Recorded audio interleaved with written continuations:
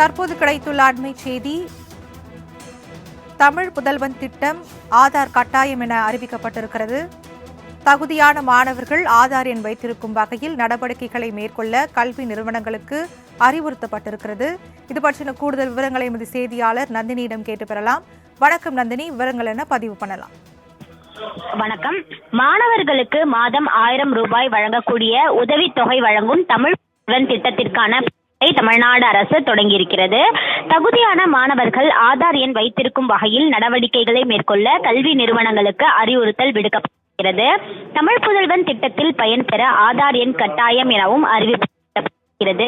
இந்த தகவலை அனைத்து மாணவர்களுக்கும் தெரியும் வகையில் கல்வி நிறுவனங்கள் விளம்பரப்படுத்தி அருகிலுள்ள ஆதார் மையங்களுக்கு சென்று ஆதார் எண் எடுக்க வேண்டும் என மாணவர்களுக்கு தெரிவிக்க வேண்டும் எனவும், அந்த பகுதியில் ஆதார் மையம் இல்லாவிட்டால் சம்பந்தப்பட்ட கல்வி நிறுவனங்கள் ஆதார் மையம் அமைத்து அதற்கான நடவடிக்கையை மேற்கொள்ள வேண்டும் எனவும் தெரிவிக்கப்பட்டிருக்கிறது.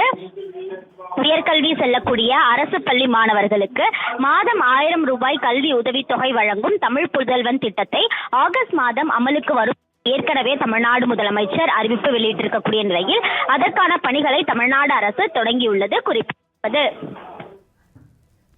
விவரங்களுக்கு நன்றி நந்தினி.